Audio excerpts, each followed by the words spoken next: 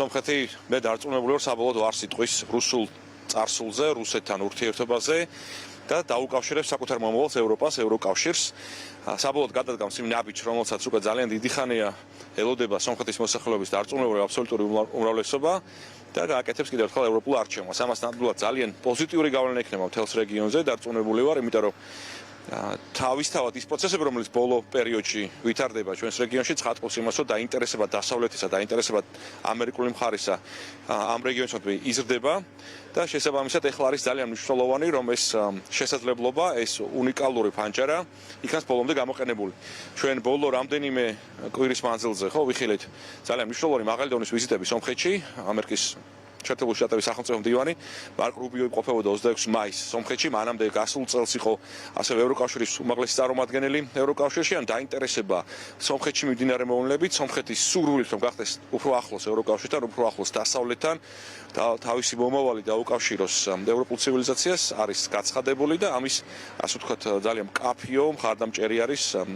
ბატონი ფაშინიანი, ამჟამინდელი პრემიერ-მინისტრი, ვინც დარწმუნებული რომ გაიმარჯვებს ცალსახად ამ არჩევნებში და ჩვენ გვექნება უკვე საბოლოოდ კიდევ ერთხელ ჩამოყალიბებული ნება ჩვენი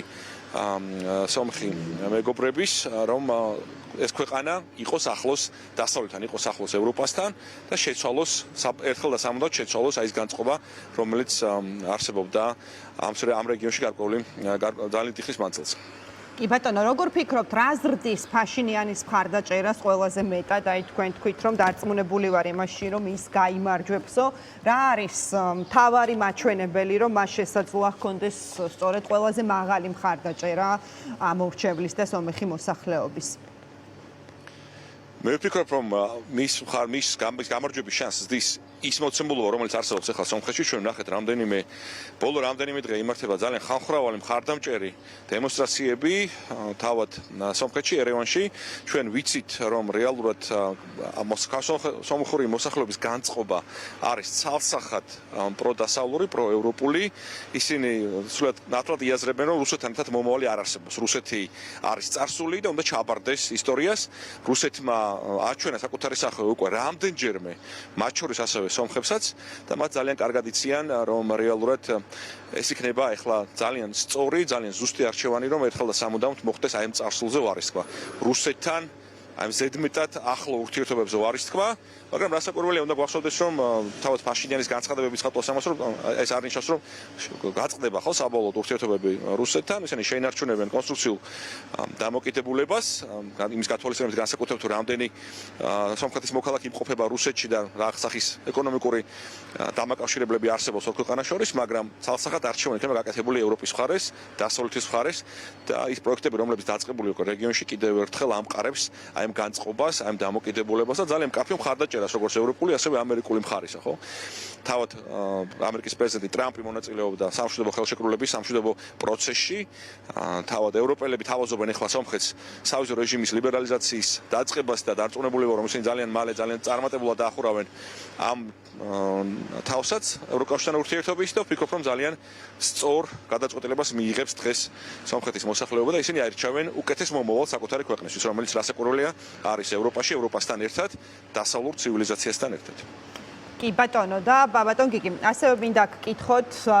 საქართველოსთან დაკავშირებით, აი ჩვენ საუბრობთ როგორ დაუახლოვდა ფაშინიანის დამსახურებით სწორედ სომხეთი ევროპას, ევროკავშირს და ჩვენ ვართ უკვე იმ ზღვარზე, რომ შესაძლოა ვიზა ლიბერალიზაცია დავკარგოთ და მიუხედავად იმისა, რომ ძალიან ბევრი ხანია ჩვენ ამ საკითხზე საუბრობთ, თითქოს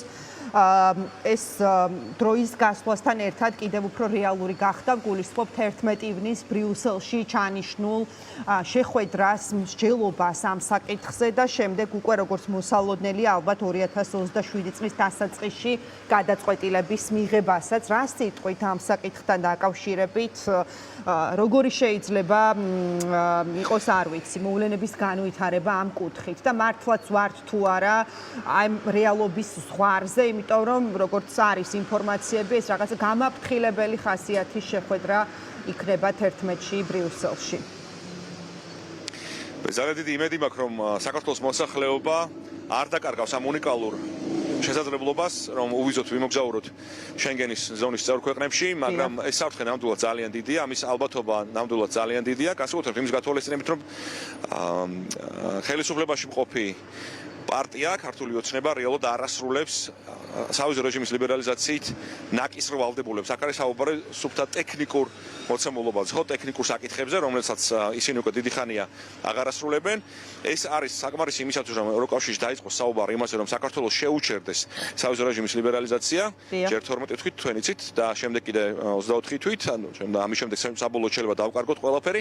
მაგრამ მე ძალიან დიდი იმედი მაქვს, რომ კიდევ ერთხელ გავიმეორებ, ქართული ხალხი არ აგებს პასუხს იმისთვის, რასაც აკეთებს ქართული ოცნება, იმ უკუსულისთვის, რომელიც ჩვენ გვაქვს ბოლო პერიოდში ევროკავშირთან დაახლოების გზაზე და იმ ტექნიკური პირობების დარღვევისთვის, რომ სავიზო რეჟიმის ლიბერალიზაციის ვალდებულებების უგულებელყოფისთვის, რომელიც მათ აიღეს 2014-2016 წლებში და რომელიც ჩვენ განსაკუთრებით კარგად გვქონდა მაშინ, ასე ვთქვათ, შესრულებული. კი ბატონო, და ბატონ გიგი ბოლო კითხვას დააგისვამთ, ისევ ამ თემასთან კავშირში ბუნებრივია, რას დავკარგავთ რეალურად და შემდეგ რამდენად მარტივი იქნება, ეს იქნება ძალიან მტკივნეული გადაწყვეტილება, დარწმუნებული ვარ საქართველოს მოქალაქეებისთვის, ამ ქვეყნისთვის, მაგრამ აი ისევ მაყურებლისთვის რომ განვარტოთ, შემდეგ რამდენად რთული იქნება, ესე ვთქვათ, ისევ ამ რელსებზე დაბრუნება, რომლის დაკარგვის ზღვარზეც დღეს ვიმყოფებით. უპირველეს ყოვლისა კიდევ ერთხელ მოდით იმედოვნოთ, რომ ეს ასე არ მოხდება. მაგრამ იმ შემთხვევაში თუ ევროკავშირი მიიღებს ამ გადაწყვეტილებას, რომ საქართველოს შეუშოროს სავიზო რეჟიმის ლიბერალიზაციით გათვალისწინებული თავისუფლება, ეს იქნება უდიდესი უკუსლა ჩვენი ევროინტეგრაციის გზაზე. ამას ჩემი აზრით ამას იქნება დომინოს ეფექტი. ჩვენ თანმიმდევრულად შესაძლებელი ამას მოყვეს კანდიდატის სტატუსის შეჩერებაც, ამას მოყვეს შესაბამისად ასოცირების შეთანხმების გადახედვა, ყველა იმ ელემენტების, რომელიც ჩვენ გვაქვს აქამდე და რაც წარმოადგენს ქართველი ერის უდიდეს მონაპოვარს, ყველა ამ მონაპოვრის კითხვის ნიშნის დაყენება და ეს იქნება რასაკვირველია ძალიან დიდი დანაკლისი თელს ჩვენი ქვეყნის უახლეს ისტორიაში. და რასაკვირველია, ამაზე პასუხისმგებელი უნდა იყოს ის პარტია, რომელმაც უზრუნველყო აი ასეთი მდგომარეობა, ეს არის ქართული ოცნება, მათ გააკეთეს ყველაფერი იმისათვის, რომ ჩვენ დღეს საუბრობთ რეალურად იმაზე, რომ არსებობს ძალიან დიდი საფრთხე იმისა, საქართველოს შეუჩერდეს ეს ყველაზე დიდი, ერთ-ერთი ყველაზე დიდი და მნიშვნელოვანი, ასე ვთქვათ, მონაპოვარი, რომელიც გაგვაჩნია ჩვენ მთელს პროცესში. ჩვენ ვეღარ შევძლებთ უკვე თავისუფლად მოგზაურობას ევროკავშირში და შენგენის ზონის წევრ ქვეყნებში, ჩვენ ვეღარ მოვახერხებთ ვერც ხანმოკლე სასწავლო ვიზიტებით გამგზავრებას, ეს იქნება ძალიან დიდი დანაკარგი საშუალო და მცირე ბიზნესისთვის, ისინი ვეღარ მოახერხებენ თავისუფლად ევროპაში ჩასვლას და ასე ვთქვათ ბიზნესის წარმოებას, ეს იქნება ძალიან დიდი დანაკარგი მთელი ქვეყნისთვის, თითოეული ჩვენი მოქალაქისთვის და მე ძალიან დიდი იმედს ვიტოვებ, რომ ევროკავშირი ამ გადაწყვეტილებას არ მიიღებს ქართული ხალხის გამო და არა იმ ქმედებების გამო, რომელსაც ახორციელებს ქართული ოცნება. კი ბატონო, ბატონ გიგი, ხელისუფლების დამოკიდებულებაში რომ აი რაღაცა თითს ნუ გვიქნებენ, კობახიძე ამბობდა რომ საქართველოს რაღაც სკოლის მოსწავლე არ არის, რომ საშემოდგომო გამოგვაყოლონ, აი ამ დამოკიდებულებაში ყველა რა იკითხება რეალურად, აი თუნდაც ჩვენი პარტნიორების თვალით როგორ შეიძლება ეს დამოკიდებულება იყოს აღქმული. ამ დამოკიდებულებაში ჩემი აზრით ძალიან მკაფედ იკითხება მათი სურვილი რომ საბოლოოდ გაწყვეტონ ურთიერთობა ევროკავშირთან, რეალურად შეაჩერონ სავიზო რეჟიმის ლიბერალიზაცია, რეალურად შეაჩერონ კანდიდატის სტატუსი, რეალურად საქართველოს დაკარგოს ყველაფერი, რაც ჩვენ ამ გზაზე გაგვაჩნია, ისინი მიზანმიმართულად ეწევიან ამ პოლიტიკას უკვე რამდენიმე წელია, გაცხადებულად ეწინააღმდეგებიან ჩვენი ქვეყნის ინტეგრაციას ევროკავშირში. ეს არის ძალიან მკაფედ ჩამოყალიბებული, ძალიან მიზანმიმართულად წარმოებული პოლიტიკა, რომელიც მათი გადმოსახედიდან უზრუნველყოფს იმას, რომ ევროკავშირი საბოლოოდ ვარსიტყვის საქართველოსთან ურთიერთობებზე. ოღონდ მათ ამის იმედი აქვთ, რომ ამ პროცესში ისინი რაღაცა ფორმით შეძლებენ ევროკავშირის ადანაშაულებას, რაც ფიზიკურად ვერაფრით ვერ გამოვა. ყველა ის უკან გადადგმული ნაბიჯი, რომელსაც ჩვენ ხა თვალს ვადევნებთ, არის მხოლოდ და მხოლოდ ქართული ოცნების ბრალი და მათ მოუწევთ ამაზე პასუხის გაცემა.